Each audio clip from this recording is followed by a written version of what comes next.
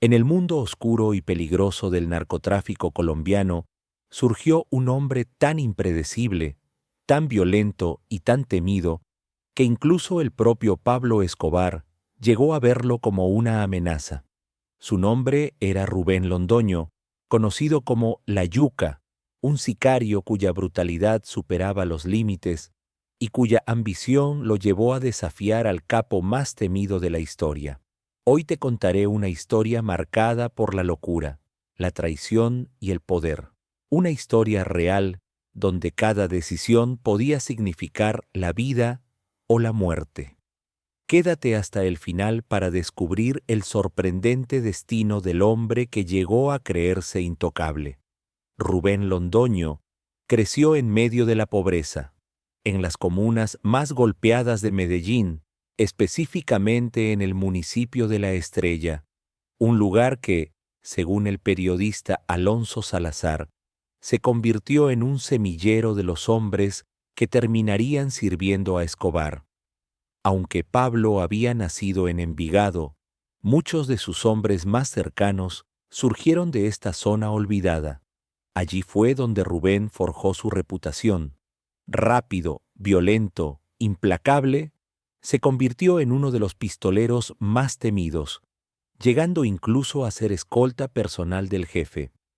Viajó dentro y fuera del país junto a figuras como Otto, Pinina y el temido Mugre Negro Pavón.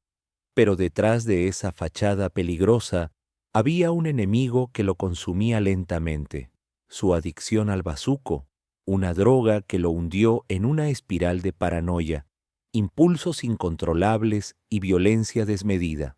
Armado, La Yuca buscaba vengarse de cualquiera que lo hubiera humillado en la infancia.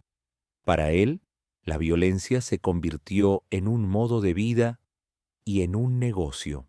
A pesar de su origen humilde, Rubén entendió que el crimen le ofrecía lo que la vida jamás le dio: poder y dinero. Pero su ascenso no fue solo por las armas.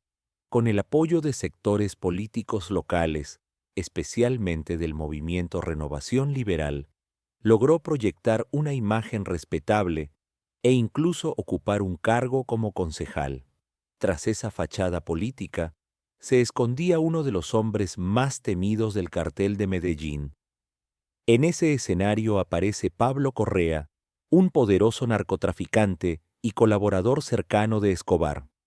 Durante una reunión, Correa pidió la eliminación de su enemigo, Frank Gutiérrez. Escobar trató de evitar la violencia, pero la presión fue demasiado grande. Finalmente, la orden fue dada, y el encargado sería Rubén Londoño. El pago sería enorme: 100 millones de pesos. Pero antes de acabar con la vida de Gutiérrez, debía enviarle un mensaje. Así, siguiendo las órdenes del patrón, un helicóptero sobrevoló la finca del objetivo en San Jerónimo y lanzó un ataúd en pleno centro de la propiedad.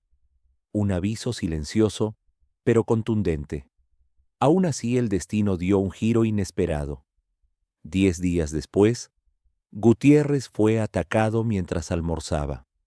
Contra todas las probabilidades, sobrevivió y fue llevado a una clínica bajo máxima protección donde también atendían policías heridos. Para Escobar, que Gutiérrez siguiera vivo era inaceptable. La seguridad era férrea, pero la creatividad de la organización no tenía límites. Al día siguiente, un grupo de hombres se hizo pasar por policías heridos, usando un vehículo adaptado como patrulla. El engaño funcionó. Entraron a la clínica y llegaron hasta la habitación del objetivo. Allí, finalmente, se consumó la ejecución. Algunas versiones afirman que fue asesinado con disparos silenciosos, otras que recibió más de 70 impactos. Lo único seguro es que esta vez no sobrevivió. Tras ese episodio, la vida de La Yuca tomó un giro peligroso. Su poder económico creció, pero también su ambición. A diferencia de otros sicarios, Rubén empezó a cuestionar las decisiones del patrón. Se quejó, exigió más dinero y comenzó a rodearse de sus propios hombres. violando una de las reglas más estrictas dentro del cartel. Cuando descubrió que Gutiérrez tenía $50,000 que nunca vio reflejados en su pago, la rabia lo consumió. Convencido de que merecía más, comenzó a rebelarse contra Pablo Escobar, diciendo que el jefe se quedaba con todo sin mover un dedo. Su ambición lo cegó y lo llevó directo hacia un destino que jamás imaginó. La tensión dentro del cartel llegó a un punto crítico cuando Rubén Londoño empezó a comportarse como si fuera intocable. Entraba a la oficina de Pablo Escobar escoltado por sus propios hombres, caminando con una seguridad que cruzaba la línea del respeto. Era como si intentara ponerse al mismo nivel que el patrón. Para Escobar, ese gesto fue una señal clara de desafío. Para el resto del cartel, un aviso de que la yuca estaba jugando con fuego y de que ese fuego podía consumirlos a todos. En aquel momento, Pablo Escobar no era un delincuente cualquiera, era un jefe con años de experiencia que había construido un imperio basado en la intimidación, la lealtad y un control absoluto. Sin embargo, frente a él se encontraba un hombre dominado por su ambición, por su carácter explosivo y por una violencia que nadie lograba predecir. Rubén Londoño no solo desobedecía, discutía o imponía condiciones, actuaba como si el cartel le perteneciera. Aquella actitud despertó alarma. Su temperamento volátil y su inclinación a actuar impulsivamente lo convertían en alguien difícil de controlar. Escobar lo sabía. Empezó a sentir que la situación podía salirse de las manos en cualquier momento. Pasaba noches enteras sin dormir, armado, desconfiando de que Rubén pudiera traicionarlo de un día para otro. Y no era un temor infundado. La yuca ya había demostrado que no reconocía límites. En medio de ese clima creciente de tensión, Escobar recurrió a uno de los hombres más temidos de su organización, Mario Castaño Molina, conocido como el Chopo. Era uno de sus ejecutores de confianza y una figura que generaba terror incluso dentro del propio cartel. Pablo fue directo. Le confesó al Chopo que veía en la yuca una amenaza real, alguien que podía convertirse en enemigo interno. El Chopo no necesitaba demasiadas explicaciones. Él también desconfiaba profundamente de Rubén. En el mundo del cartel, las rivalidades eran cosa de todos los días, y Mario sabía reconocer cuando alguien estaba a punto de cruzar la línea de no retorno. Pero antes de continuar con el destino de la yuca, es importante entender quién era realmente el Chopo.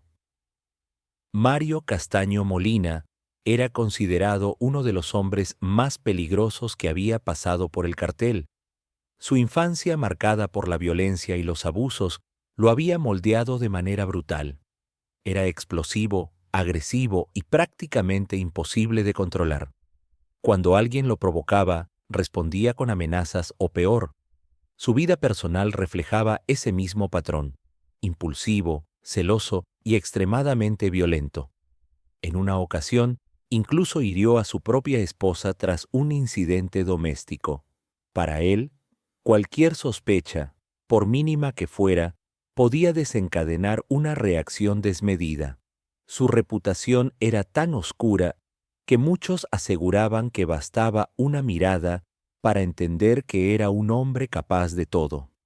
En sus inicios, debido a su dificultad para hablar con fluidez, lo apodaban el tartamudo.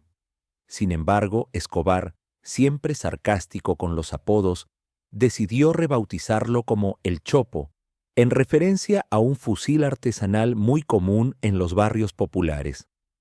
No lo consideraba un líder intelectual, pero sí un ejecutor implacable, capaz de llevar a cabo cualquier tarea sin cuestionarla. Incluso su tartamudez se volvió parte de su leyenda. Cuando no podía expresar con palabras lo que sentía, lo hacía con el arma en la mano.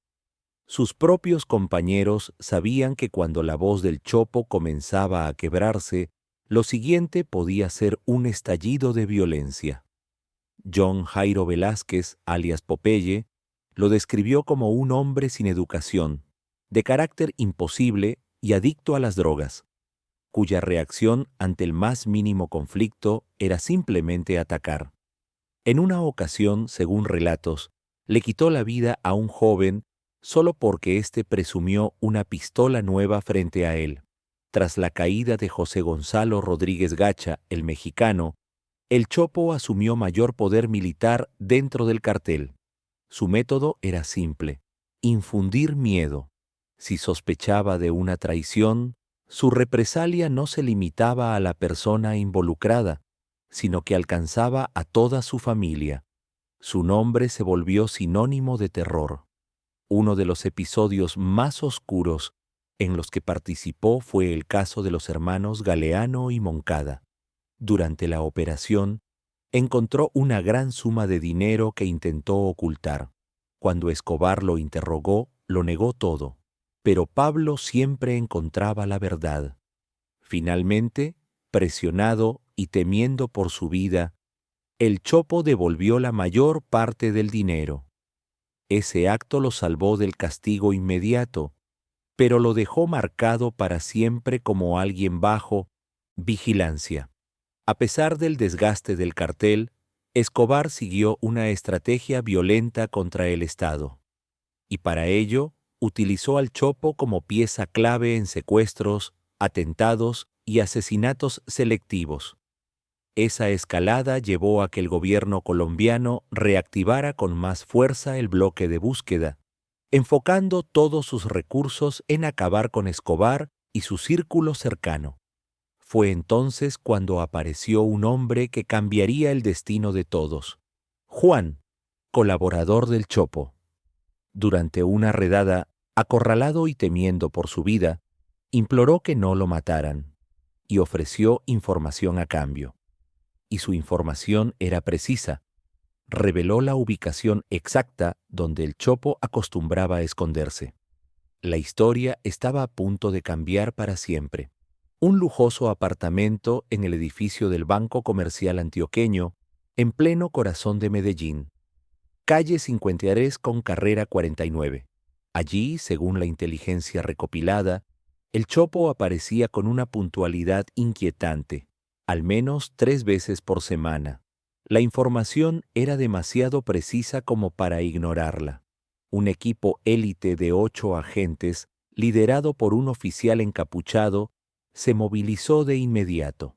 Guiados por Juan, el informante que conocía cada rincón de aquel edificio, llegaron al lugar y confirmaron que el objetivo estaba dentro.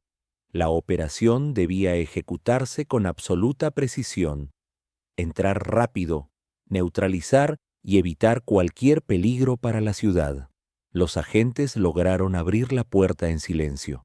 Todo parecía detenido en el tiempo, pero en cuanto el Chopo percibió la intrusión, reaccionó como siempre lo había hecho, con violencia. La confrontación fue breve, fulminante y decisiva.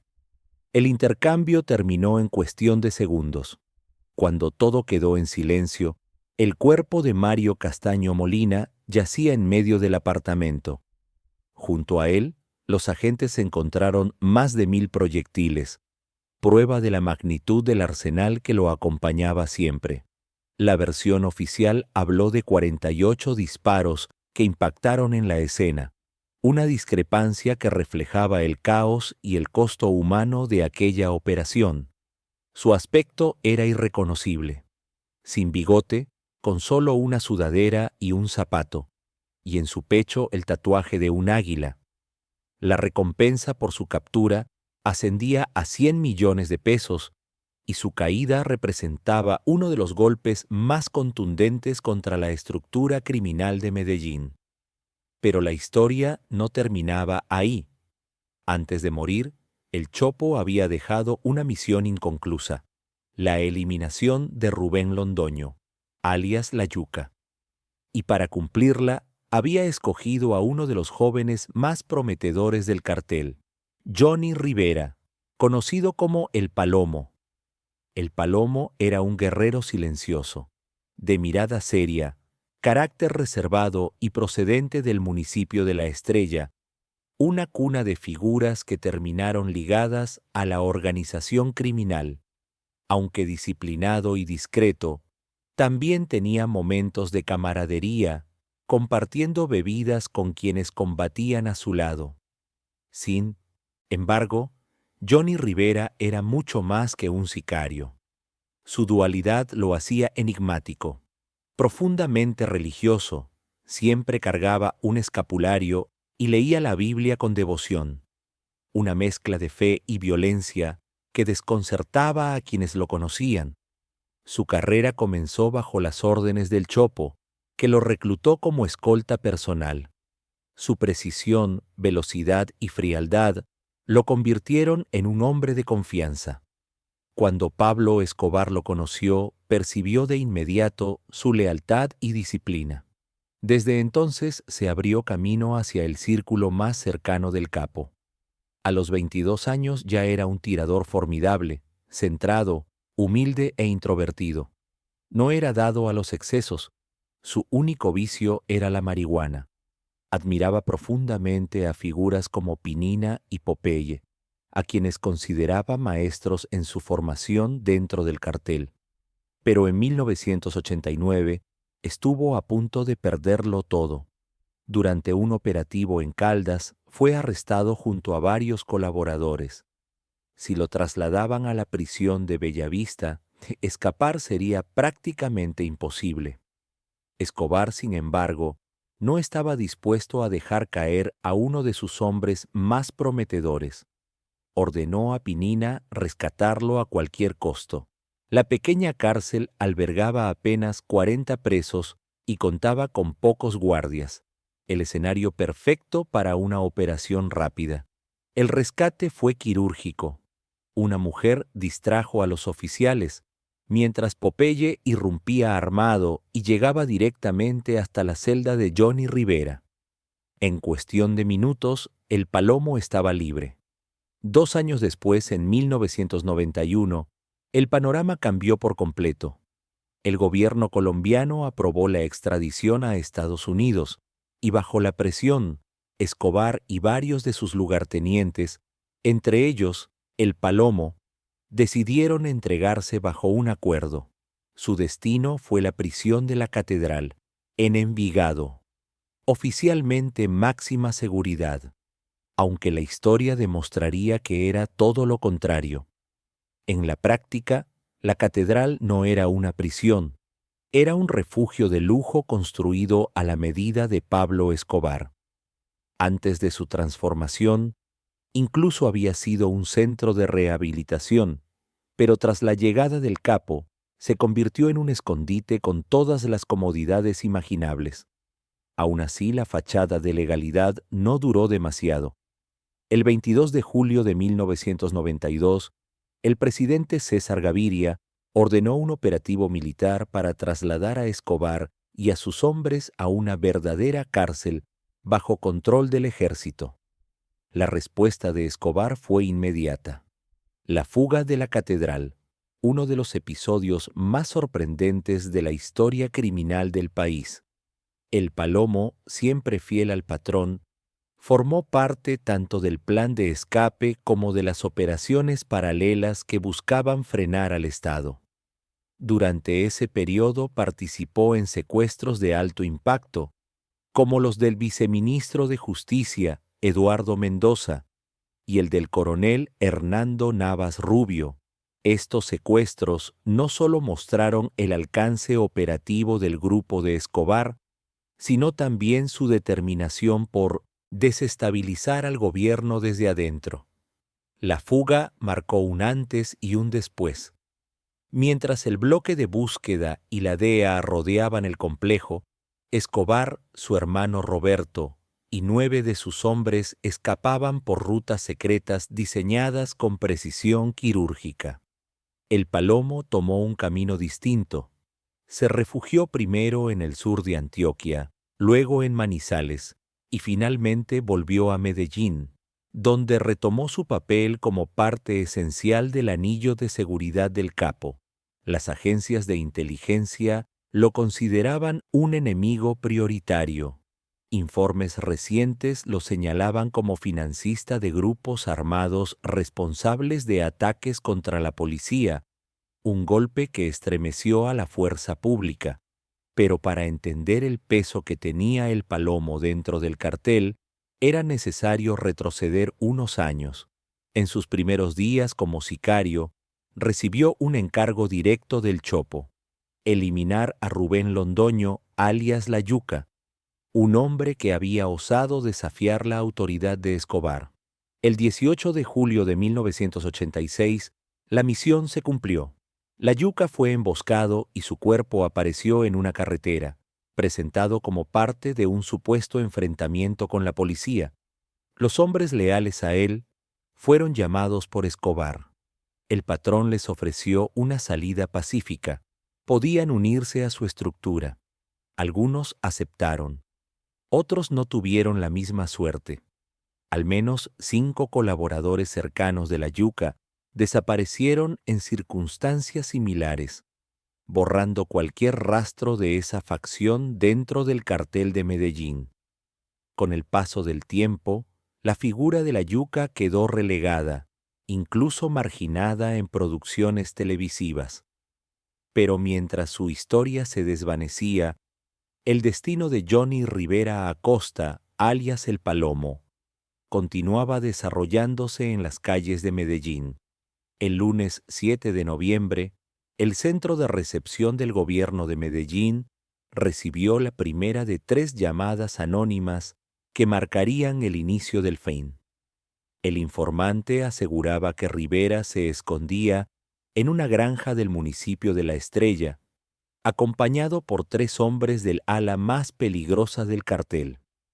El bloque de búsqueda analizó el dato y desplegó una patrulla encubierta, pero cuando llegaron, el Palomo ya había desaparecido. Había abandonado el lugar 8 días antes. Lejos de rendirse, los investigadores permanecieron atentos. El 12 de noviembre, otra llamada llegó al centro de inteligencia. El mismo informante afirmaba que Johnny Rivera se movía ahora por Itagüí. El dato era muy concreto. Un hombre con el cabello teñido de rubio conducía un Renault 9 cerca de un almacén de petróleo. La información fue añadida al expediente, que crecía cada día más. La cacería estaba cerca de su conclusión. La tercera llamada fue definitiva. El informante describió con exactitud el sistema de seguridad que protegía a Johnny Rivera. El bloque de búsqueda actuó sin perder un segundo. Para no levantar sospechas, alquilaron una casa justo frente a la residencia del Palomo. Desde allí montaron un puesto de observación encubierto, mientras 2 agentes se hicieron pasar por una familia común del vecindario. Durante 15 días, los investigadores analizaron cada detalle. La rutina de la vivienda parecía diseñada para detectar vigilancia. Guardias que llegaban y salían en horarios irregulares, comportamientos sospechosos y maniobras para verificar si alguien los observaba. La casa, adquirida apenas 2 meses antes, contaba con garaje, 3 habitaciones y 2 patios. Un vecino aportó un dato clave. Excepto por un Renault 9 estacionado, no había lujos. Todo indicaba que no era un hogar, sino un refugio temporal. La tensión crecía. La verdad estaba cerca, y el final de Johnny Rivera ya no podía evitarse. Con la información finalmente confirmada, el bloque de búsqueda supo que había llegado la hora. No podían esperar más. En silencio, el cuerpo élite de la policía se desplegó por la zona, ocupando varias casas cercanas sin alertar a los vecinos. Lo único que dejaron intacto fue la residencia de Rivera. El objetivo: no podían despertar la mínima sospecha. La operación comenzó pasada la medianoche del jueves. Agentes encubiertos vigilaban cada movimiento en la entrada. Fue entonces cuando lo vieron. Rivera entraba acompañado de una joven. Esa era la señal. De inmediato se solicitó autorización judicial y un fiscal enviado desde Bogotá fue transportado en un vehículo blindado para legalizar el operativo. Todo estaba listo. Cada unidad tomó posición alrededor de la vivienda, rodeándola como un anillo silencioso. Pero el silencio no duró. Apenas los guardaespaldas del Palomo detectaron el cerco, abrieron fuego y la noche tranquila se convirtió en una tormenta de disparos. El fiscal Guillermo Villa Alzate, testigo directo del operativo, describiría después la acción con una sola palabra: perfecta. A las 2 de la madrugada, el silencio de Itagüí estalló con una ráfaga. El Palomo había caído. Un vecino aterrado recordaría después: todo estaba en calma hasta la 1:30. De repente vi a un hombre con uniforme oscuro y un fusil. Me dijo: «Vigilante, hoy ya no silbas», y en segundos la calle se llenó de encapuchados. La operación había sido fulminante. Los guardaespaldas de Rivera intentaron escapar mientras disparaban, pero fueron neutralizados en el acto. El despliegue era enorme. Cerca de 200 hombres, helicópteros vigilando desde el aire y vehículos que sellaron cada vía de escape. Al llegar al barrio Calatrava, acompañados por un fiscal especial, las unidades utilizaron un explosivo controlado para abrir la puerta principal. Desde el interior, los agentes recibieron fuego cruzado que dejó a un uniformado herido. El primero en caer fue Carlos Mario Manrique, quien vigilaba el exterior desde el techo. Intentó repeler el ataque, pero fue alcanzado rápidamente. Lo peor estaba por suceder dentro de la vivienda. En el patio, tras un intenso intercambio de disparos, Johnny Rivera, alias El Palomo, cayó junto a su guardaespaldas Jairo Alonso Carvajal Rey, mientras intentaban huir por la parte trasera. La operación dejó también detenidos Iván Acevedo Gutiérrez, de 22 años, y una joven de 16 años, que posteriormente fue puesta bajo custodia de las autoridades y entregada a su familia al confirmar su edad.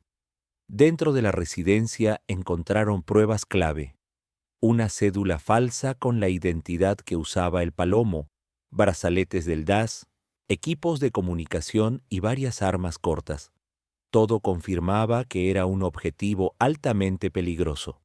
El operativo, con casi 200 hombres involucrados, se justificaba por la reputación del Palomo, un francotirador experto, considerado una amenaza incluso para unidades entrenadas. Su caída representó más que un golpe operativo. Fue un mensaje claro para la estructura de Escobar.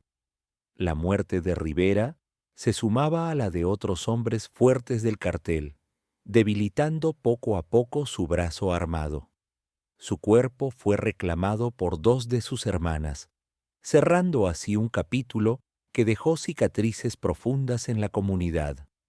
Porque la historia del narcotráfico va mucho más allá de nombres y alias. Es un universo oscuro que ha marcado la historia reciente de toda una región.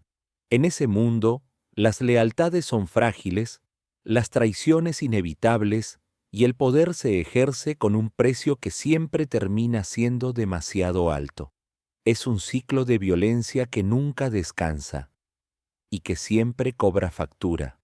En el mundo del narcotráfico, una simple afrenta, real o imaginada, podía desatar tormentas capaces de arrasar con familias enteras y sumir comunidades completas en un clima de miedo permanente. Las organizaciones criminales, por más disciplinadas y jerárquicas que fueran, escondían grietas internas que tarde o temprano terminaban convirtiéndose en detonantes de guerras internas. La competencia por controlar rutas, territorios y recursos estratégicos no era solo despiadada, era inevitable. Cada facción luchaba por imponerse, y cada enfrentamiento superaba al anterior en intensidad. En esa lógica retorcida, la violencia no solo se repetía, se heredaba, se convertía en tradición, un ciclo donde cada ataque generaba una venganza, y cada venganza sembraba la semilla de otra represalia. Así el círculo destructivo del narcotráfico continuaba girando sin pausa, dejando tras de sí corrupción, miedo e impunidad. Con el tiempo, la constante exposición a la violencia produjo un fenómeno devastador, la desensibilización. Lo que en otro contexto habría sido impensable, se transformó en parte de la rutina. Atentados, emboscadas y actos de brutalidad se convirtieron en un método habitual para imponer control.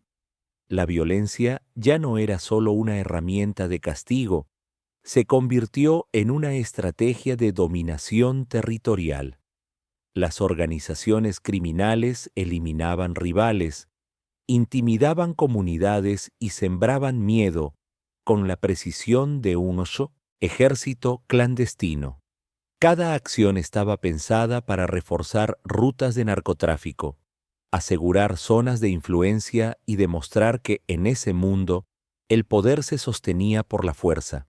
El entramado del narcotráfico de aquella época revelaba una realidad compleja. Por un lado, gestionaban conflictos internos, alianzas frágiles y traiciones inevitables.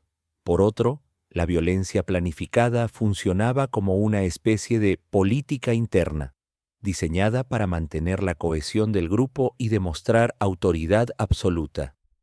Las rivalidades entre lugartenientes y facciones debilitaban la estructura, obligando a Escobar a tomar medidas extremas para conservar su dominio. Cada disputa desataba nuevos enfrentamientos, aumentando la tensión dentro de un cartel que dependía tanto del miedo como del dinero. En ese contexto, la violencia se transformó en un mecanismo de gobierno criminal. La fuerza bruta se convirtió en la ley silenciosa que mantenía unida a la organización y que extendía su sombra sobre la sociedad civil. El mensaje era claro: nadie estaba fuera de su alcance. Pero el poder del cártel no se limitaba al mundo clandestino. Alcanzó incluso la esfera política. Casos como el de Rubén Londoño, alias La Yuca, quien llegó a ocupar un cargo de concejal gracias a alianzas locales, revelaban hasta qué punto los tentáculos del cartel habían penetrado la institucionalidad. La red de corrupción llegó a envolver políticos, jueces y funcionarios de alto nivel. Esa alianza entre crimen y política debilitó gravemente la credibilidad de las instituciones. La impunidad se convirtió en un fenómeno cotidiano y la sensación de desprotección creció en la población, alimentando la desconfianza hacia el Estado. La consecuencia fue devastadora. Una nación atrapada entre la violencia criminal y la fragilidad institucional. Mientras más crecía la influencia del narcotráfico, más difícil resultaba al Estado garantizar la seguridad de sus ciudadanos. La crisis política se profundizó y con ella los conflictos entre cárteles y grupos armados se multiplicaron. En este escenario, la violencia no era solo una consecuencia, era una herramienta de poder político y económico. El Estado tuvo que reconocer que la lucha contra este fenómeno iba más allá de operativos policiales. Se requerían estrategias integrales, cooperación internacional y un enfoque capaz de atacar las raíces sociales y económicas de la problemática. Los actos de terror ejecutados por Escobar y su organización tuvieron un impacto psicológico profundo. Alimentaban la paranoia, la incertidumbre y la idea de que el Estado no podía proteger a nadie. Ese miedo era en sí mismo una forma de control. Pero el narcotráfico no nació de la nada. Sus raíces se remontan a procesos históricos mucho más antiguos. Desde la época colonial, con la introducción de cultivos como el tabaco y la caña de azúcar, se instaló un modelo económico basado en grandes plantaciones y estructuras de poder concentradas. Ese modelo sería el terreno fértil sobre el cual, siglos después, crecerían redes ilegales que transformarían la región. Ya en el siglo XIX, el aumento de la demanda mundial de café, caucho y otros productos agrícolas reforzó las desigualdades que venían de la época colonial. La concentración de tierras en manos de unos pocos y la dependencia de economías extractivas consolidaron un modelo que generó tensiones sociales profundas. Ese desequilibrio histórico, con grandes latifundios y comunidades enteras marginadas, sería el escenario perfecto para que décadas más tarde surgieran economías ilegales como la del narcotráfico. Este sistema económico no solo marcó la historia de América Latina, sino que también creó condiciones de pobreza estructural, exclusión y conflictos internos. La inestabilidad política se volvió una constante, y con ella aparecieron regiones donde la autoridad del Estado era débil o inexistente. En esos espacios, las actividades ilegales encontraron terreno fértil para crecer. A partir de la década de 1960, un factor externo cambió el rumbo de la región: el crecimiento explosivo del consumo de drogas en Estados Unidos. La marihuana y especialmente la cocaína experimentaron una demanda sin precedentes. De la noche a la mañana, los productores latinoamericanos se convirtieron en piezas clave de un mercado multimillonario. Ese auge abrió la puerta al nacimiento de cárteles que, con el tiempo, llegarían a tener un poder sin precedentes. La geografía de la región, selvas densas, cordilleras enormes y zonas rurales remotas, ofrecía el escondite perfecto para el cultivo de coca y amapola. La dificultad para acceder a estas áreas permitió a los narcotraficantes operar con relativa libertad, esquivando la vigilancia estatal y creando redes cada vez más complejas. El resultado fue un escenario marcado por la violencia: cárteles enfrentándose entre sí, grupos armados disputando territorios y fuerzas del Estado intentando recuperar el control. En algunos países, la intensidad del conflicto llegó a niveles comparables a una guerra no declarada. La corrupción vinculada al narcotráfico debilitó profundamente a las instituciones colombianas. La complicidad de funcionarios, junto con la falta de capacidad del Estado para responder, alimentó un ciclo de impunidad que parecía no tener fin. Las consecuencias fueron devastadoras: miles de familias desplazadas, comunidades enteras huyendo del miedo y generaciones atrapadas en un modelo económico que perpetuaba la pobreza. Para muchos campesinos, el cultivo de coca representaba ingresos inmediatos. Sin embargo, a largo plazo, los condenaba a la dependencia y a la exclusión social. Era una salida rápida, sí, pero también una trampa sin retorno. La historia de la yuca y el palomo es un ejemplo claro de este engranaje perverso. Hombres que alcanzaron poder bajo la sombra de Escobar, pero que terminaron siendo víctimas del mismo ciclo de violencia que los elevó. Su destino demuestra que, dentro del narcotráfico, nadie está realmente a salvo, ni siquiera quienes se benefician de él. El verdadero legado de ese periodo no se mide en cifras ni en los nombres de los capos más famosos. Se mide en la desconfianza social, la corrupción política, la pobreza estructural y el miedo que marcó a toda una generación. Si llegaste hasta aquí, gracias por acompañarnos en este recorrido por una de las etapas más oscuras del cartel de Medellín. ¿Qué opinas del destino de la yuca y el palomo? Déjanos tu comentario Queremos conocer tu perspectiva. No olvides dejar tu like, suscribirte y activar la campana para recibir nuestras próximas investigaciones. Nos vemos en el siguiente capítulo.